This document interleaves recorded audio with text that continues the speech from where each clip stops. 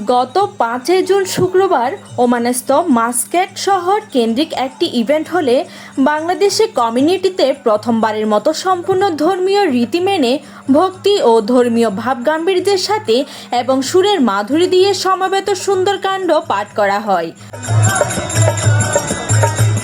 পাঠের শুরুতে পঞ্চমুখী হনুমান স্থাপনা ও পৈতা পরানো সহ অভিষেক পূজা করা হয় ব্রাহ্মণ দিয়ে। অবশেষে ধারাবাহিক আরতি হরিনাম কীর্তনের মাধ্যমে মূল অনুষ্ঠান শেষ হয় এবং ভক্তদের মাঝে প্রসাদ বিতরণ করা হয়।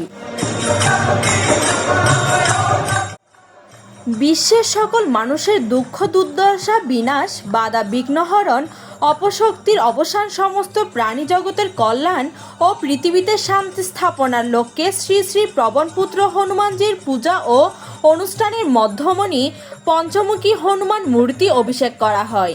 এতে প্রকৌশলী লায়ন তাপস বাবুর পরিবারের জন্য সবাই বিশেষ প্রার্থনা ও আশীর্বাদ করেন।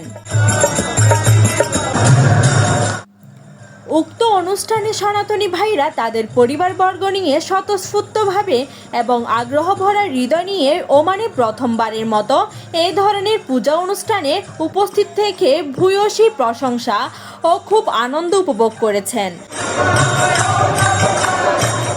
এ যেন দেশের আদলে একটি আধ্যাত্মিক মিলন মেলায় রূপান্তর নেয়। উল্লেখ্য যে ওমান কমিউনিটি সিনিয়র ব্যক্তিত্ব চট্টগ্রাম সমিতির ওমানের সাধারণ সম্পাদক প্রকৌশলী লায়ন তাপস বিশ্বাস দাদার উদ্যোগে এবং সঞ্চালনায় বাবু সমীর পালিত, বাবু পলাশ চৌধুরী, বাবু কাজল দে, তপু দে, চিরঞ্জীব দে, বিশ্বজিৎ পাল, দুলাল দে, উত্তম সাহা, বিজয় দেব, বিপ্লব সাহা, চন্দন দেব প্রমুখের অনুপ্রেরণা ও সহযোগিতায় এই মনোমুগ্ধকর ধর্মীয় প্রার্থনার আয়োজন করা হয়।